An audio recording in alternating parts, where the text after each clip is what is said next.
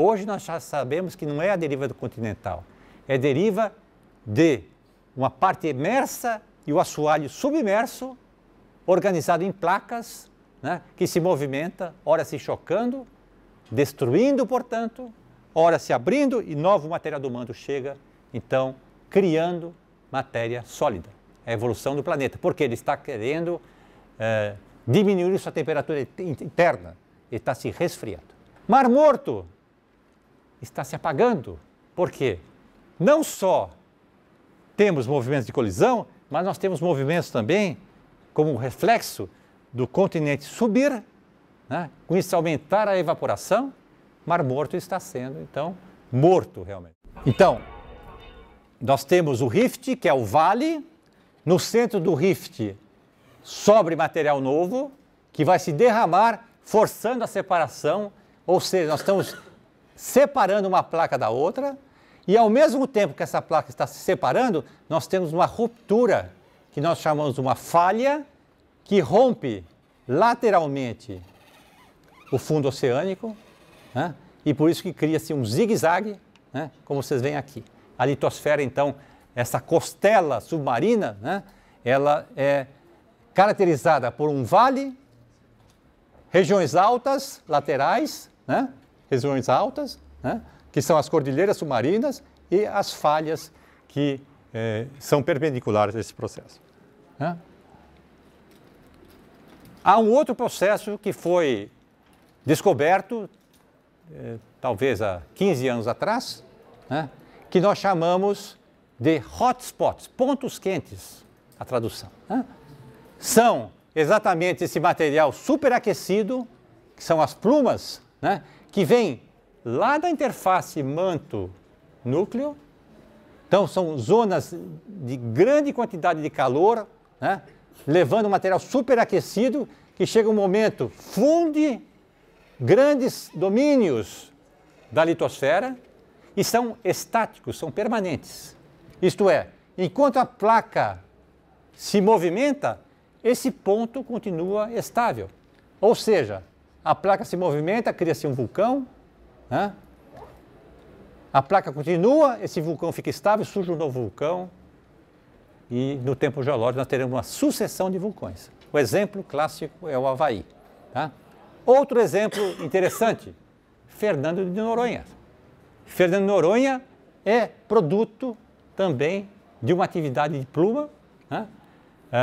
Que se extinguiu há cerca de 1,5 milhões de anos atrás. Né? Então, esse paraíso nosso, né, Fernando de Noronha, com suas belas praias, né, tem a ver com uma atividade vulcânica como o Havaí. Né? As ilhas do passado, onde estava a pluma, há 5,6 milhões de anos, há 3 milhões de anos, há 1,8 milhões de anos, e hoje a pluma está sobre a grande ilha, a Big Island, onde está o famoso vulcão Mauna Loa, né? 4.000 metros acima da lâmina d'água e mais 4 em profundidade. Tá? É um dos grandes vulcões ativos do nosso planeta. Pequenininho perante o grande vulcão de Marte, Monte Olimpo, 27 quilômetros de altura, 600 quilômetros de base, de diâmetro. Quer dizer, isso aqui é nenezinho perante os vulcões de Marte. Outra coisa instigante que foi descoberta nos últimos 8 anos, né? Mapeamentos do fundo oceânico, lá no Havaí, mostraram enormes deslizamentos dos vulcões. Olha a dimensão desses deslizamentos, esse aqui, ó. Enormes massas, quer dizer, esses vulcões eram muito mais altos, foram abatidos por processos tectônicos, né? E com isso, então, nós tivemos grandes escorregamentos para o mar. Figura que vocês podem imaginar. Lembra-se essa tragédia que houve o ano passado no Rio de Janeiro, uma pousada belíssima lá no litoral fluminense, né, que houve um desmoronamento? Que lá foi uma coisa mínima, né, que destruiu lá 4 ou 5 casas. Aqui eu estou dizendo assim, milhares de toneladas que descem repentinamente e invadem o mar. Resultado de tsunamis. Então, os tsunamis não são formados somente por placas que se chocam, mas também por enormes deslizamentos como esses aqui. As plumas do manto. Então, as plumas aparentemente foram muito importantes no passado, são importantes hoje, mas no passado, principalmente há cerca de 120, 150 milhões de anos atrás, nós tivemos uma grande quantidade de vulcões, né? E também de derrames basálticos.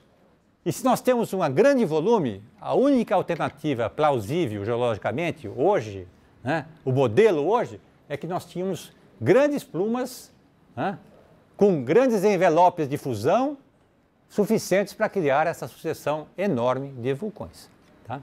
Então, esse é um mecanismo importante de perda de calor do planeta. As plumas são hoje a fronteira da investigação. Sabemos que elas vêm, já sabemos por conta de ondas sísmicas, que elas vêm dessa interface núcleo externo, que é líquido, e esta zona de interface com o manto. Esta camada é uma camada irregular sismicamente, chamada camada D'. Tá? E nesta camada, aparentemente, surgem esses primeiros dutos de material fluido que sobem e são estáticos. Né? É esse o modelo que tem sido defendido. Tá? Limites conservativos, o terceiro limite. Né? Os limites conservativos acontecem quando nós temos uma placa raspando a outra. Né? Veja então, os movimentos são complexos, 2 a 8 centímetros ao ano. Né? Algumas se chocam, outras entram em subducção, outras se raspam, são movimentos tridimensionais. Né?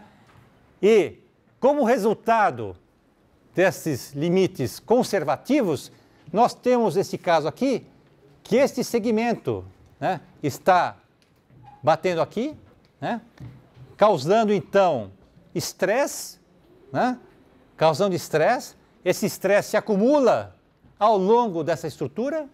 Né? Resultado, as rochas acumulam a tensão até o momento em que ela não resiste mais. É como um corpo de prova, a gente submete a pressão tanto que ele rompe. Né? É a resistência do material. As rochas do mesmo jeito. Então, as tensões se acumulam, vão causar terremotos aqui, Los Angeles, tal, etc. Né? Vão causar terremotos periódicos. Né? Não só aqui, mas também no Chile, na Colômbia, na Nicarágua, né? Em vários lugares lá nos Himalaias. Né? Então, as tensões são acumuladas e causam os terremotos. Resultado? Né? Mortes, né? Olha isso aqui, 1906. Né? Existe um sem número de imagens, né, que mostram, né, curvatura, né, de alvenaria, deslocamento. Né? São respostas, né, após então a resistência dos materiais ao deslocamento. Hoje se calcula que essa falha de San Andrés, ela se deslocou em cerca de 10 milhões de anos, 570 metros nesse processo. Né? Então, são eventos importantes, né? E estão sendo extremamente pesquisados com detalhe, porque são regiões habitadas, muito habitadas. Né? E tem regiões hoje que foram ocupadas, vamos dizer assim, dezenas de anos depois do acontecimento de terremotos. Houve alteração do curso de rios, né? Como Nova Madrid, por exemplo, né?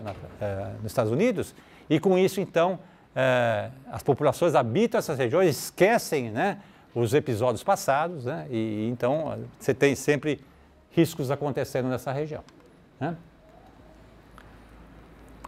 O mesmo desenho que vocês viram das placas, mas agora destacando vulcões ativos, pontinhos vermelhos, e as plumas. Né? Olha que interessante, gente. Os vulcões estão todos alinhados, olha, no oeste da América do Sul, né? Aqui na Nicarágua, né? Que são exatamente, olha a região vulcânica do Fujiwama, lá, né? Lá no Japão, né? Krakatoa, né? Famoso vulcão. Né? Esta região toda é extremamente sísmica, né? Vocês devem ter ouvido falar há pouco tempo atrás sobre Nova Zelândia, que também aconteceram terremotos, né? Aquela região do leste africano, né? Olha o Vesúvio, está na intersecção desta placa, né? Essa placa aqui eurasiana em relação a essa placa. Etna, Vesúvio, por exemplo, né? É um vulcão latente, né? Destruiu Pompeia, Nápoles, né? E está todo habitado outra vez, né? E vai outra vez acontecer episódios lá, a população vai ser evacuada de algum modo. É assim que a humanidade então tenta se precaver, né? Então, os vulcões se alinham em borda de placa, que é o azul aqui, né? Aqui tem uma pequena placa, uma série de vulcões, né? Se alinham nas áreas divergentes também, né? Que é a cadeia mesoceânica, e esse aqui é Islândia, com o grande vulcão Laki, um dos mais ativos do mundo atualmente, né? E o Brasil? Só terminar esse pensamento. E o Brasil? O Brasil é abençoado por Deus, não tem terremotos, né? Mentira! Ó, a quantidade de terremotos acima de 3, é a escala, nós temos uma escala de magnitude, né? Quantidade enorme de vulcões, de sismos. Como é que a gente explica isso? Estamos distantes dos limites de placas? O que vocês acham? Por quê? Por que nós temos essa quantidade de registros sísmicos no continente nosso, abençoado por Deus, né? E distante desse limite de placas? Nós estamos aqui. O que vocês imaginam? As ondas sísmicas, elas se transmitem à distância, né? E o que acontece aqui vai se esmaecer aqui, né? Então, a transmissão das ondas acontece e em zonas de fraqueza antigas são reativadas e nós temos então os sismos também, claro que em menor magnitude, né? Mas que vão acontecer. Qual a disposição das placas então? Aqui nós temos agora o nome dos bois, o nome das placas. Placa africana, pega a terra imersa e pega a parte submarina, oceário, né? A crosta oceânica e a crosta continental. Placa sul-americana, a América do Sul, a terra imersa e a contraparte até a cadeia mesoceânica. Placa Escócia, uma placa polêmica. Aí está Malvinas, Falklands ou Malvinas, né? O debate, né, político, né? E para nós é apenas um microcontinente errante. Sabemos que ele rotacionou, né, para chegar nessa posição e veio aqui de baixo, quer dizer, veio lá da Antártica, né? Como é que nós sabemos isso? A idade das rochas, a comparação da geologia e os polos paleomagnéticos desse material. Placa de Nazca, importante porque causou todo o relevo e vulcanismo aqui, né? Placa de Cocos, né? Placa caribenha, responde por uma série de ilhas parasidíacas aqui, né? Mas altamente sísmica, né? Placa pacífica, a maior oceânica, só crosta oceânica, chamam esse limite do cinturão de fogo, que é o limite com grande quantidade de vulcões, né? Aqui não, mas em toda essa região, o círculo de fogo responde pela lateral, placa australiana, placa norte-americana, Eurásia e assim por diante. No livro capítulo 3, vocês têm o detalhamento, características dessas placas, quais são de composição mais oceânica, quais são de composição continental e oceânica. Vocês podem ler e se aprofundar nesse assunto, né? Dinâmica das placas. Então, hoje nós sabemos que existem grandes correntes de convecção profundas que reorganizam o material. Nós temos também as plumas. São dois componentes, então, que respondem pela dinâmica do manto, né? Plumas e correntes de convecção, enormes, tridimensionais, no sentido de transferir calor para a superfície. O planeta quer perder calor, quer se estabilizar, né? Sabemos hoje, por modelos de computador, que esse material que desce, o azul, né, ele chega até grandes profundidades. Como é que a gente sabe? As ondas sísmicas se modificam indicando que esse material desce até grandes profundidades e depois irá sendo modificado para outras regiões. O planeta está se transformando, está se modificando. Né? Da forma qual? Placas, né? Vulcanismo, né? Criação de relevo, organização de massas em supercontinentes, né? E com isso, então, nós vamos ter alterações no desenvolvimento de espécies, da evolução biológica, do simples para o complexo. Né? Quais são os elementos, então, que compõem essa figura? Litosfera, a parte rígida externa, né? Que se quebra, se movimenta. A fronteira núcleo-manto, onde surgem as plumas. Núcleo interno, que responde pelo campo magnético terrestre. Perdão, o núcleo interno, sólido, e o núcleo externo que responde, e a astenosfera, que é o ambiente plástico que está se movimentando por correntes de convecção.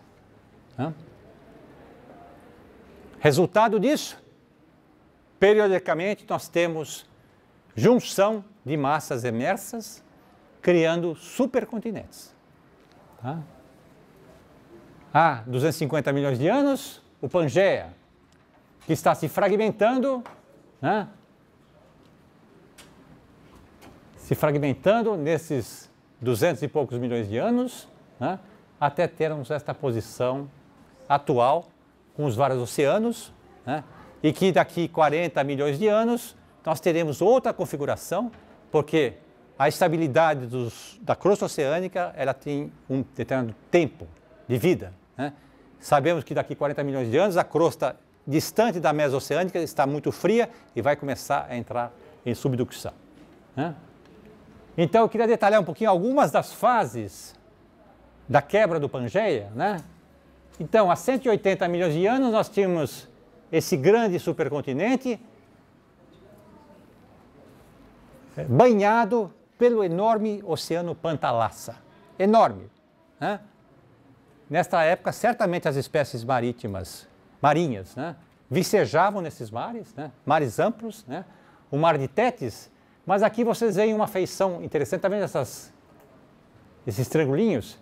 Significa que esse Pantalassa está entrando embaixo desta massa continental. Aqui, olha, está entrando para lá, entrando abaixo desse continente aqui. Aqui é o limite divergente de expansão. Então, aqui está havendo criação, ampliando esse oceano Tétis, enquanto aqui esse oceano Pantalassa começa a ser destruído. Ou seja, esse oceano já antigo, a crosta está mais fria aqui, olha a combinação de processos de subducção e de expansão. A cadeia mesoceânica aqui. Aqui, subducção também. Entrando abaixo da Antártica, proto-Antártica, proto-Austrália, proto-Índia, que seriam os continentes de hoje. 96 milhões de anos. Né? Olha o nosso oceano bebê, Oceano Atlântico, abrindo-se, sendo criado ao longo dessa cordilheira mesoceânica. Né? Tá? Não havia ainda a Islândia aí, né? Olha a subducção acontecendo aqui, e o oceano Pantalassa já sumiu, nós temos o Oceano Pacífico, o seu embrião. A Índia subindo, criação de oceano, né? Na cadeia mesoceânica desta época. Aqui, criação de oceano também. Então, para nós termos grande quantidade de crosta oceânica sendo formada, certamente nós tínhamos plumas aqui, aqui, aqui, para gerar grande quantidade de material que vem do manto, funde-se e sobe. Tá?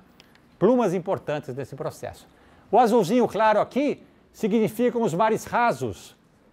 Olha que interessante. Os mares invadiam lá o Saara. Né? O Saara já foi litoral. Né? Olha a América do Sul. Né? Olha um grande mar aqui. Rio Amazonas não existia. Né?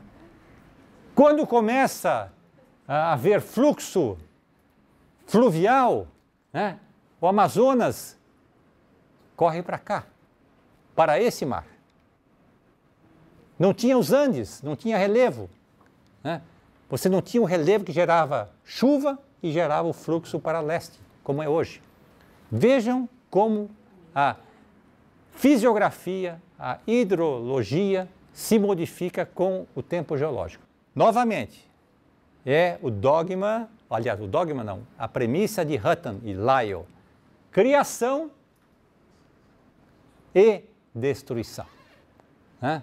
Isso responde por alterações no relevo, alterações fisiográficas e na evolução biológica, né? Mais avançado, né? O que temos aqui? Glaciação, há 18 mil anos. Grande aprisionamento de água dos mares, dos oceanos. Resultado, os oceanos descem 100 metros, né? E o limite, então, é esse litoral aqui que está marcado, né? Que está marcado aqui, né? A influência do clima glacial em relação aos oceanos. E aqui, então, Terra e vida evoluem juntas, né? Eu já mostrei isso para vocês. Então, os processos que nós ilustramos nesta aula, né, seja em época que forem, né, vão levar a rupturas, criação, destruição, né, e com isso a organização das espécies, né? E aqui, então, claro, o clima também se associa, o clima também se modifica, né? Então, nós temos variações de oxigênio, de CO2, de nitrogênio na atmosfera.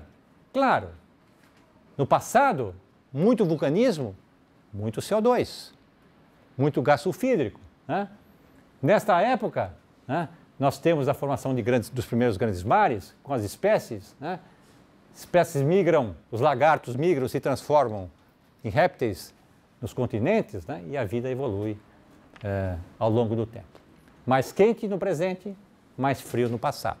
Temperatura fundamental também, insolação, né? Importante nesse processo, né? E aqui está então a geologia da Terra hoje, como se conhece.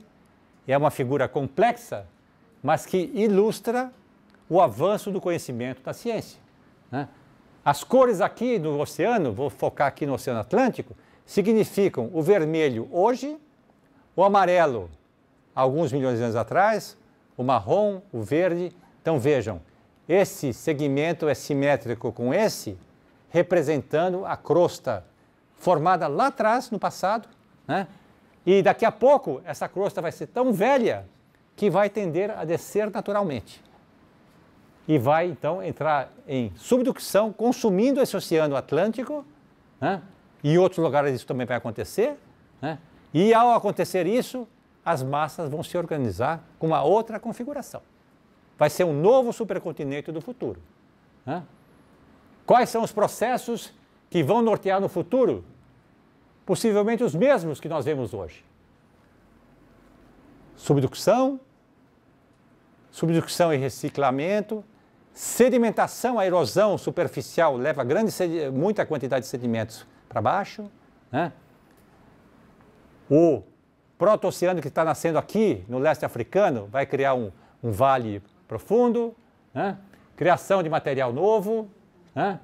Montanhas nas colisões como os Himalaias, né? Os processos vão se repetir daqui para frente, para formar o Amásia, né? Belo nome, né? Amásia, né? Isso saiu na revista da FAPESP, um comentário sobre um artigo agora da Nature, de 9/2 de 2012. Olha a configuração das massas daqui 40 milhões de anos. Ah, não, cerca de 100 milhões de anos, né? Daqui 100 milhões de anos nós teremos uma conjunção de massas, né? Com essa situação, mares novos, né? Ora, se o planeta tem 4,5 bilhões de anos, então nós tivemos muitos supercontinentes.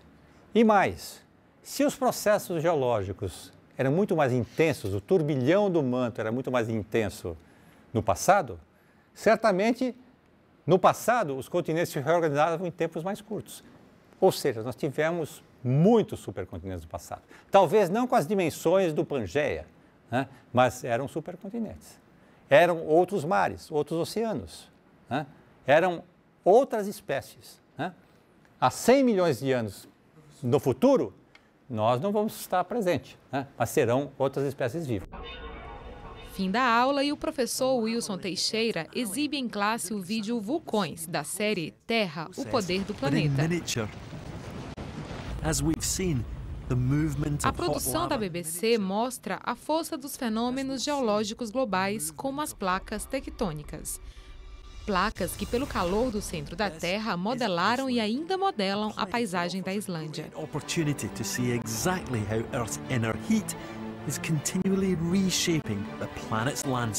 No país, localizado no Atlântico Norte, se multiplicam as piscinas termais, consideradas terapêuticas por sua alta quantidade de minérios. Essas nascentes são aquecidas porque a 20 quilômetros abaixo do nível do mar existe uma vasta coluna de rocha superquente, sustentada pelo calor que vem do núcleo da Terra.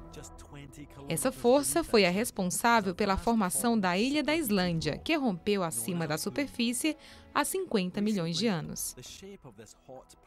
O calor no centro do planeta também modelou a Islândia de uma maneira muito mais poderosa.